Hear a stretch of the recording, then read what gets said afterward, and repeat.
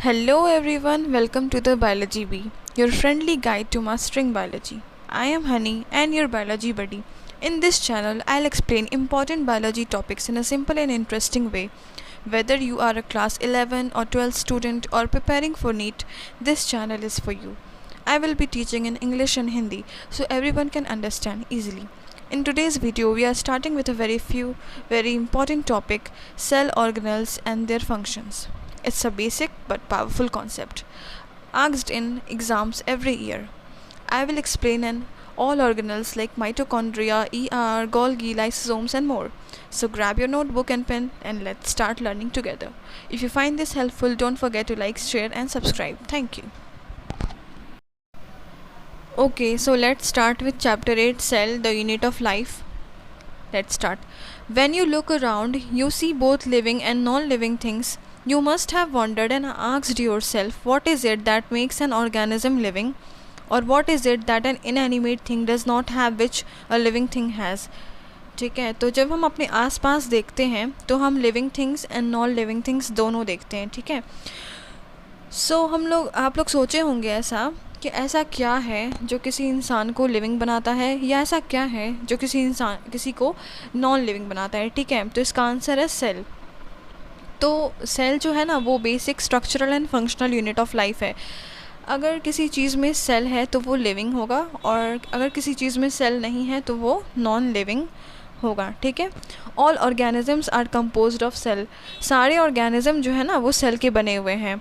और अगर कोई ऑर्गेनिज्म सिंगल सेल का बना हुआ है तो उसे हम क्या बोलेंगे, यूनिसेलुलर ऑर्गेनिजम्स. और अगर कोई बहुत सारे सेल का बना है या बोल सकते हैं कि मल्टी सेलुलर है तो उसे हम कहेंगे multicellular organisms. Now let's move on to what is a cell. Unicellular organisms are capable of independent existence and performing the essential functions of life.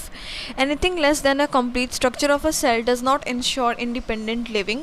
Hence, cell is the fundamental structural and functional unit of all living organisms. Okay? तो जो unicellular organisms होते हैं वो capable होते हैं independent existence के. वो independently रह सकते हैं, वो जितने भी फंक्शंस हैं वो परफॉर्म कर सकते हैं. So a complete cell is enough to live independently. ठीक है, तो एक सेल जो है वो कम्प्लीटली इंडिपेंडेंट है. ठीक है, रहने के लिए. This proves that the cell is the basic unit of life. और ये इस चीज़ को प्रूव करता है कि जो सेल है that is the basic unit of life. Okay, यहाँ पर है Anton von Leeuwenhoek first saw and described a live cell. ठीक है, एंटोन वॉन लिवेनहॉक ने फर्स्टली क्या देखा था, एक लिविंग सेल को देखा था. उसके बाद क्या लिखा है, Robert Brown later discovered the nucleus.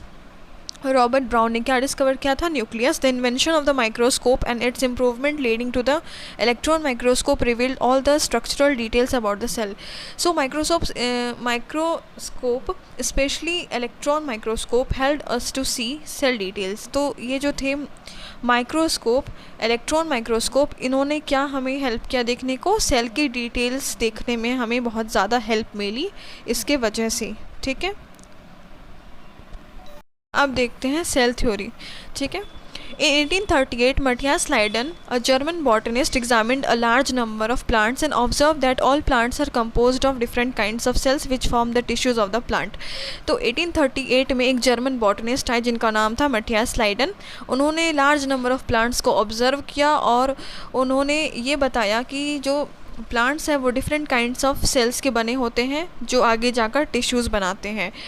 And फिर उसी टाइम थियोडर स्वान नाम के एक ब्रिटिश जियोलॉजिस्ट आए 1839 में, उन्होंने भी स्टडी किया था different type of animal cell. And उन्होंने ये बताया कि सेल के पास एक थिन आउटर लेयर होती है जिसे आज हम प्लाज्मा मेम्ब्रेन के नाम से जानते हैं. He also concluded based on his studies on plant tissues that the presence of cell wall is the unique character of the plant cell. और उन्होंने ये भी कंक्लूड किया कि जो प्रेजेंस होता है सेल वॉल का वो एक यूनिक कैरेक्टर है प्लांट सेल का. On the basis of this Schwann propose the hypothesis that the bodies of animal and plant are composed of cells and products of cell. ठीक है, इसी के बेसिस पे जो स्वान थे उन्होंने ये हाइपोथेसिस दे दी कि जो बॉडी है प्लांट और एनिमल का वो किससे बना हुआ है, cell and products of cell का बना हुआ है. फिर Schleiden and Schwann together formulated the cell theory. तो आपको ये क्वेश्चन आ सकता है कि सेल थ्योरी किसने दी थी, तो आप लोग उसमें लिख सकते हैं कि स्लाइडेन एंड स्वान ने दी थी, ठीक है। This theory however did not explain as to how new cells were formed. तो लेकिन इस थ्योरी ने ये नहीं बताया कि कैसे न्यू सेल फॉर्म होते हैं, लेकिन बाद में रुडोल्फ वर्चो 1855 में आते हैं और उन्होंने एक्सप्लेन किया जो है सेल डिवाइड करके न्यू सेल फॉर्म करते हैं, ठीक है। First explain that cell divided and new cells are form from pre existing cells. जो सेल्स हैं वो प्री एग्जिस्टिंग सेल्स से फॉर्म होते हैं, जिसे उन्होंने कहा ओमनिस सेल्यूला इज सेल्यूला। He modified the hypothesis of Sladen and Swan to give the cell theory a final shape। तो ये भी क्वेश्चन आ सकता है कि सेल थ्योरी को मॉडिफाई करके फाइनल जो शेप है वो किसने दिया था, तो उन्होंने दिया था, किसने दिया था, रुडोल्फ वर्चो ने दिया था। और कब दिया था, 1855 में दिया था, ठीक है। तो सेल थ्योरी आज हम लोग कैसे जानते हैं, all living organisms are composed of cells and products of cells, very important, and all cells arise from pre existing cells, okay. चलिए अब देखते हैं an overview of the cell.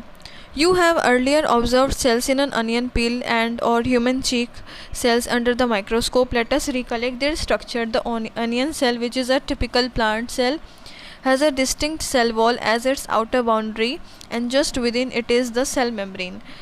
तो आप लोगों ने पहले ऑब्ज़र्व किया होगा अनियन पील को या फिर ह्यूमन चीक सेल को माइक्रोस्कोप के अंदर, ऑल्दो नहीं किया होगा, ठीक है। और यहाँ पे let us recollect this structure. तो अनियन पिल सेल जो है ना वो एक टिपिकल प्लांट सेल होता है, और जैसा कि हम जानते हैं कि प्लांट सेल में जो आउटर जो स्ट्रक्चर होता है वो सेल वॉल का होता है, आउटर बाउंड्री जिसे हम बोलते हैं, has a distinct cell wall as its outer boundary, and just उसके अंदर क्या होता है, सेल मेम्ब्रेन होता है, ठीक है। और जैसे हम ह्यूमन चीक की बात करते हैं जो एक टिपिकल एनिमल सेल है, तो एनिमल सेल में तो हम लोग जानते हैं कि सेल वॉल नहीं पाया जाता है, सेल मेम्ब्रेन होता है एज इट्स आउटर बाउंड्री। तो ये लिखा है कि the cell of the human cheek have an outer membrane as a delimiting structure of the cell, जिसे हम सेल मेम्ब्रेन कहते हैं। Inside each cell is a dense membrane bound structure called nucleus. और सारे सेल के अंदर क्या पाया जाता है, चाहे वो एनिमल का सेल हो, प्लांट का सेल हो, उसके अंदर क्या होता है, न्यूक्लियस होता है। और this nucleus contains the chromosome which in turn contains the genetic material DNA। और इसी न्यूक्लियस के अंदर, ठीक है, तो पहले तो क्या था, सेल वॉल था, ठीक है। उसके फिर सेल वॉल के अंदर सेल मेम्ब्रेन आया, मतलब अगर हम प्लांट सेल की बात करें तो पहले क्या आया, सेल वॉल आया, फिर उसके अंदर सेल मेम्ब्रेन आया, और फिर सेल मेम्ब्रेन के अंदर क्या आता है, सेल मेम्ब्रेन के अंदर आता है न्यूक्लियस, ठीक है। और फिर न्यूक्लियस के अंदर क्या आएगा, यहाँ पर क्रोमोसोम्स आएगा, और फिर क्रोमोसोम्स के अंदर क्या आएगा, जेनेटिक मटेरियल DNA। और एनिमल्स में बस वो सेल मेम्ब्रेन आएगा, सेल वॉल हटा लेना, ठीक है। Cell that have membrane bound nuclei are called eukaryotic. तो जिसके पास मेम्ब्रेन बाउंड न्यूक्लियस होता है उसको क्या बोलते हैं, eukaryotic cell. Where cell that lack a membrane bound nucleus are prokaryotic. और जिसके पास मेम्ब्रेन बाउंड न्यूक्लियस नहीं होता है उसको क्या बोलते हैं, prokaryotic. In both prokaryotic and eukaryotic cell a semi fluid matrix called cytoplasm occupies the volume of the cell. दोनों सेल प्रोकैरियोटिक हो चाहे यूकैरियोटिक हो, उसमें एक सेमी फ्लूइड मैट्रिक्स होता है, ठीक है, जिसे हम साइटोप्लाज्म बोलते हैं, और वो पूरा सेल का वॉल्यूम को ऑक्यूपाई करता है। The cytoplasm is the main arena of cellular activities in both plants and animal cell. ये लाइन बहुत ही ज़्यादा इंपॉर्टेंट है, तो इसे नोट कर लीजिएगा। The cytoplasm is the main arena of cellular activities in both plant and animal cell. जो साइटोप्लाज्म होता है ना, वो एक मेन एरिया होता है जहाँ पर सेलुलर एक्टिविटीज़ होती हैं, केमिकल रिएक्शंस होते हैं, ठीक है। Various chemical reactions occur in it to keep the cell in the living state, ठीक है। इसी के अंदर केमिकल रिएक्शंस होते रहते हैं ताकि जो सेल है वो एक लिविंग स्टेट में रहे, ठीक है। Beside the nucleus the eukaryotic cell have other membrane bound distinct structures called organelles like the endoplasmic reticulum, the Golgi complex, lysosomes, mitochondria, microbodies and vacuoles. ये सब प्रेजेंट होते हैं। तो यहाँ पर क्या बोल रहा है कि जैसे न्यूक्लियस है, तो न्यूक्लियस के बगल में यूकैरियोटिक सेल की बात हो रही है। यहाँ पर यूकैरियोटिक सेल में अदर मेम्ब्रेन्स भी प्रेजेंट होते हैं, जिसे हम ऑर्गेनल्स कहते हैं, ठीक है। तो उसमें ऑर्गेनल्स में क्या क्या प्रेजेंट होता है, जैसे एंडोप्लाज्मिक रेटिकुलम हो गया, गोल्गी कॉम्प्लेक्स हो गया, lysosomes, mitochondria, microbodies and vacuoles, ये सब प्रेजेंट होता है यूकैरियोटिक में। और जैसा कि हम जानते हैं कि प्रोकैरियोटिक में तो ये होता ही नहीं है, ये मेम्ब्रेन्स, ठीक है। आगे बढ़ते हैं। The prokaryotic cell lack such membrane bound organelles. तो ये हम लोग बात कर चुके हैं कि प्रोकैरियोटिक सेल में मेम्ब्रेन बाउंड ऑर्गेनल्स एब्सेंट होते हैं। Ribosomes are non membrane bound organelles found in all cell, both eukaryotic as well as prokaryotic. और राइबोसोम्स जो होता है स्ट्रक्चर, ये नॉन मेम्ब्रेन बाउंड ऑर्गेनल है, ठीक है, और ये प्रोकैरियोटिक और यूकैरियोटिक दोनों में पाया जाता है। Within the cell, ribosomes found not only in cytoplasm but also within the two organelles, chloroplast in plant and mitochondria and on rough endoplasmic reticulum, ठीक है। सेल के अंदर राइबोसोम सिर्फ साइटोप्लाज्म में ही नहीं पाए जाते हैं, वो टू ऑर्गेनल्स के अंदर भी पाए जाते हैं, जैसे क्लोरोप्लास्ट के अंदर भी वो होते हैं और माइटोकॉन्ड्रिया में भी होते हैं और रफ एंडोप्लाज्मिक रेटिकुलम पर भी होते हैं राइबोसोम्स, ठीक है। Animal cell contains another non-membrane bound organelles called centrosome which helps in cell division, ठीक है। तो एनिमल सेल में क्या होता है, another non membrane bound organelle पाया जाता है, जिसे हम क्या बोलते हैं, सेंट्रोजोम, जो सेल डिवीजन में बहुत ही ज़्यादा हेल्प करता है, ठीक है। Cell differ greatly in size, cell जो है साइज़ में बहुत ही ज़्यादा डिफ़र करता है, शेप में भी डिफ़र करता है और उनकी एक्टिविटीज़ में भी डिफ़र करता है। जैसे एग्जांपल माइकोप्लाज्मा, ठीक है। माइकोप्लाज्मा जो सेल है ना, वो द स्मॉलेस्ट सेल है, वो जिसका अगर हम देखें तो 0.3 माइक्रोमीटर लेंथ का है वो। वाइल अगर हम बैक्टीरियल सेल की बात करें तो यहाँ पर आप जैसे कि ये सब देख सकते हैं डायग्राम। वैसे पहले बैक्टीरिया की बात कर लेते हैं। बैक्टीरिया जो होता है ना, वो टिपिकली 3 to 5 माइक्रोमीटर का होता है। और जो लार्जेस्ट आइसोलेटेड सिंगल सेल है ना, वो क्या है, एग ऑफ एन ऑस्ट्रिच, ठीक है। ये सब बहुत ही इंपॉर्टेंट क्वेश्चंस बन सकते हैं, ठीक है, MCQ के फॉर्म में। Among multicellular organism, human red blood cells are about 7 micrometer in diameter. Human red blood cell का क्या होता है, 7 माइक्रोमीटर होते हैं वो डायमीटर में। Nerve cell are some of the longest cell. तो लॉन्गेस्ट सेल कौन से हो गए, nerve cell. Cells also vary greatly in their shape, cell जो है वो भी वेरी करता है अपने शेप में। दे में भी डिस्क लाइक हो सकता है, पॉलीगोनल हो सकता है, कॉलमनर, क्यूबॉइड, थ्रेड लाइक और इवन इरेगुलर।